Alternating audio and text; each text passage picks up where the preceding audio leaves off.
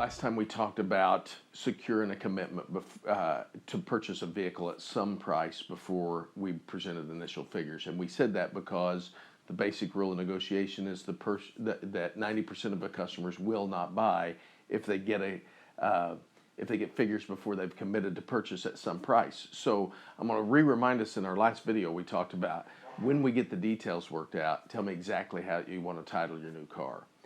The reason that we ask that question is, and that's the toughest or the hardest commitment we're going to ask at this point, because from the time that we greet the customer to the time that we present the offer to purchase, we're using all kinds of minor commitments to get the customer accustomed to saying yes to get them closer to the sale. But the reason that we ask that question, when we get the details worked out, how are you going to title your new vehicle? We're asking that question so that we can solicit an objection if there is one. We need the customer to say, wait a minute, I'm not buying today, or wait a minute, I want to think it over, or wait a minute, we don't make these decisions on the spot, or I've got to check with my insurance company, we want that objection first, because we know that 90% of the customers will not buy if they're not committed to purchase the vehicle at some price before we give them figures. So what we've got to do is we've got to do everything that we can do to get the customer to commit to purchase at some price. So what do we say? Let's take a look at I want to think it over, because every salesperson just rolls their eyes with dread anytime a customer says, wait a minute, I want to think it over. Because generally speaking, they don't get that commitment up front. If you get the commitment up front, it's a whole lot easier to overcome that objection. If you wait and say, how do you generally title your cars, and they write down Bob Smith and you give them numbers, and once you turn the numbers around to the customer goes, well, Jim, those numbers look pretty good, and we're going to go home and think it over.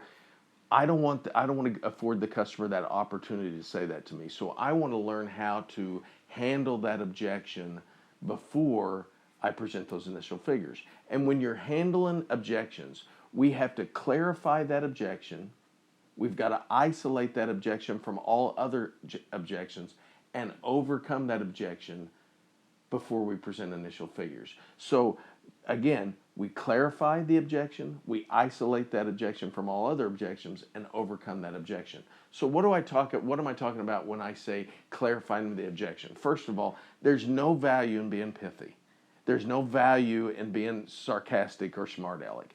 When somebody says, I've got to think it over, that's a genuine concern, but it's also a reflex objection born out of fear of loss to slow the process down. So if I turn an offer to purchase around to you and say, when we get the details worked out, tell me exactly how you're going to title your new car. Oh, wait a minute.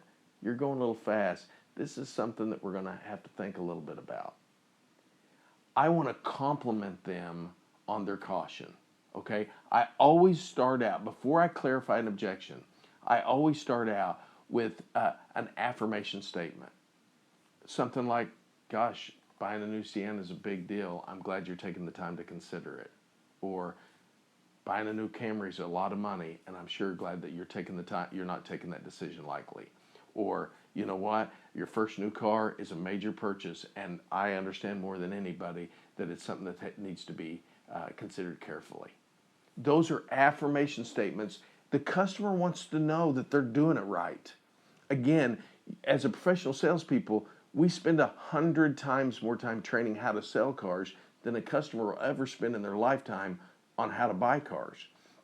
Generally speaking, they don't even think about car purchasing until 6, 8, 10, 12 weeks before they make a car purchase, and then they try to inform themselves the best they can before they get to the dealership. So if somebody says, hey, this is a big decision, this is the first car we looked at, we're probably not going to buy it today. Well, gosh, Bob, buying a new car is a big decision, and I understand that more than everyone. I'm glad that you're taking the time to make sure that you make an informed decision. That puts the customer at ease. Compliment the customer. Hey, I'm not buying this today because I've still got to check with my insurance. You know what? But insurance is a big part of the budget when you're talking about used cars or buying a new car. I'm glad that's something that you're going to consider as well. Whatever that objection is, Jim, I'm not going to buy anything. My wife's not with me. By the way, may be the only real objection. Okay, if my wife's not with me and I'm not going to make a decision without her, that's probably a real objection. Everything else I think we can smoke through, but that's probably a real objection. So when the customer says, says, "Hey, I'm not going to buy today," or "Hey, we're just starting to shop," or "Hey, I just want to, I want to be able to think it over." I need to compliment the customer every single time. Buying a new Sienna is a big decision, Bob, and I want to make sure. I'm glad to see that you're making an informed decision. Then I'm going to immediately go to a clarification statement. And I start that clarification statement every single time with every single customer like this. But just so it's clear in my mind. And then I'm going to use a battery of assumptive questions. Assumptive questions are, you did like the way the van drove, right? And you said that Blizzard Pearl Metallic was your favorite color, and the kids were comfortable in the back seat. Yeah, those DVDs and the headrests are going to save you some time, huh? I'm going to use 4 or 5, 6, maybe 7 summary questions to remind the customer of all the things they liked about the van. Here's the caution. The caution is this. If you did not do an award-winning demonstration and presentation, you cannot be a great closer. You need to know that up front. If you're the type of salesperson that walks out and hands a customer a set of keys, say, "Go drive the old van and tell me what you think," you'll never ever be a good closer. Because the close should take 5 or 6 minutes, 7, 10 minutes tops, if you've done the hard work in those basic selling steps. So if a customer comes in and you did a great job, you used great transitional statements to get them into the dealership, you sit down, you relaxed with the customer, you professionally presented the offer to purchase, you said, "When we get the details worked out to your satisfaction, how do you want to title your new car?" And the customer goes, "Oh, we may need to think about this a bit." Instead of your knee-jerk reaction of saying, "Well, what do you got to think about?" "Well, you liked the van, didn't you?" Think about how that translates to a customer. But if you say, "Hey, buying a new van is a big decision. I think it's really, really wise that you consider all your options really carefully." If you say that to a customer, as empathetically as you can say it to a customer, you can almost see it relax. But then you go, "Buying a new van is a big decision, and I'm glad that you're taking that decision very, very seriously." Just so it's clear in my mind, you loved the way the van drove, right? And you said that Blizzard Pearl was your favorite color. That was what you wanted. And the kids are going to get a big kick out of those headrests in the DVD. Matter of fact, my wife and I took our kids down to Branson with the first time they put headrests or DVDs in the headrest, and I thought something had happened. I thought that maybe we had a carbon monoxide leak or something because I never heard a word from them. You like the fact that we have 0% financing available, and we talked about that on the lot. Gosh, Bob, it sounds like we found the perfect van.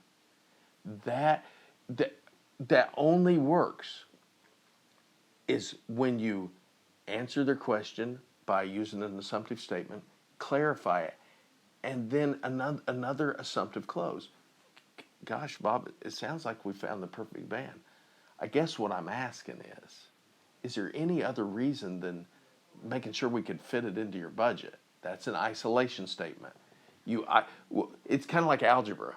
You can't work an algebraic equation until you isolate the things that need to be isolated before you solve the problem. So when I say, is there any other reason besides making sure that we fit it in your budget? Or you can say, is there any other reason than making sure that the payment was affordable? Or if you're going to know what the customer's hot buttons are before you get to this point. You're going to know that if they've talked a lot about what they're getting out of their trade or not having to put any money down, you're going to know that through the process. You need to be able to feed that back to the customer. So if I say to the customer, "I'm super tickled to hear that you're going to seriously consider this new Sienna because buying a new van is a big decision and it doesn't go unnoticed by me that you want to think those things through." But just so it's clear in my mind, you like the way the van drove, right? I'm going to nod in agreement and let the customer nod with me. You said that Blizzard Pearl was a beautiful color. That was your favorite color. That was what your wife had picked out. You said those DVDs and the headrest are going to, create some quiet time in the van with you. Gosh, it sounds like to me we found the perfect van.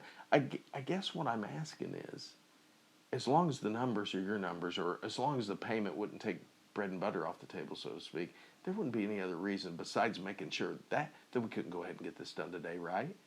and I'm going to nod along with the customer. Many times, all they need is that extra assurance that everything's going to be okay. And what I'm doing is I'm providing that extra assurance. I complimented them for thinking it over. I summarized their hot buttons again, over and over again. Every one of them, 6-8, extended summary closing is what they call that. If you ask them a couple times, that's a summary close. An extended summary close is summarizing 6 or 8 different hot buttons, and then another assumptive close. Well, gosh, it sounds like to me we found the perfect vehicle. Gosh, it sounds like to me we found the perfect vehicle. I guess what I'm asking is, as long as we make sure the numbers are your numbers and the payment's not going to take bread and butter off your table, so to speak, there wouldn't be any other reason besides that we couldn't go ahead and get something put together now, right? The minute the customer says yes, great.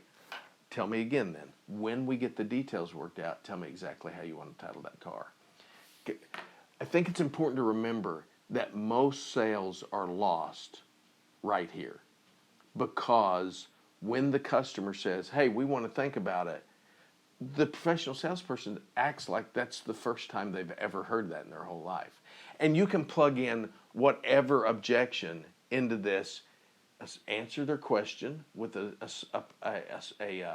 affirmation statement, whatever it is. Hey, we're not going to buy anything until we check with our insurance. Gosh, I'm going to tell you what, I wouldn't either. Insurance is a big part of buying an automobile. But before you leave here, we'll make sure your insurance is in place. By the way, when we do get the details worked out to your satisfaction, tell me exactly how you're going to title that car. I'm going to need to, I'm not going to make a decision today. I'm not going to make a decision without talking to my wife. You know what? I've been married for 28 years. I completely understand that. But as long as she thinks the numbers are okay that we discussed today, when we get the details worked out, tell me exactly how we're going to title that car. Easy enough. We need to keep the process going. So the question is, well, would you present figures to a wife without the husband present, or would you present figures to a husband without the wife present? My answer is this. I'm going to do everything I can in my power to get that couple together before I present initial figures, but it's never, ever going to be a prerequisite, because 50% of my write-ups will take delivery. I need to get this customer written up and figures presented to the customer. I have to get that done. Best case scenario, there's my will and my perfect will. My perfect will is that everybody's together. My will is that they get numbers, and the most important part is that they get numbers. So we're going to go back through this one more time. When we get to the offer to purchase and we ask that question, tell me, Bob, when we get the details worked out, tell me exactly how you're going to title this vehicle. As strong as that. And when the objection comes up next time, golly, Jim, this is a pretty big decision. We're not buying today. We need to think about this a little bit. Bob, I completely understand. Buying a new van is a big decision, and it makes me proud to know that you're considering all your options very, very carefully. But just so it's clear in my mind, you love the way the van drove, right? It had the right size for you and your family. You said that the captain's chairs on the second row were going to be a lot of fun, keep the kids apart. You said Blizzard Pearl was your favorite color, right? And those DVDs in the headrest, that's going to give you some worry-free, peaceful driving, right? It sounds like to me we found the perfect van. So I guess what I'm asking you, is there any other reason besides making sure that we fit it into your budget? I mean, we've established, I think, that it's the perfect van. So is there any other reason, if we fit it into your budget, we can go ahead and get this wrapped up right now? Great. When we get the details worked out, tell me exactly how you're going to title that van. I have included, and I'm going to give to you, a written out script for those objections in different ways. I think the important thing that you need to practice, drill, and rehearse every day. Customers are too expensive to practice on. You need to sit down with a friend, a coworker, a spouse, a significant other, and you need to role play through an assumptive statement, clarifying, isolating, and overcoming these objections. Because here's the deal. 90% of your customers will not buy if they're given figures before they've committed to purchase at some price. And handling objections this way will get more customers committed to purchase at some price before you give initial figures. And that's all we got today.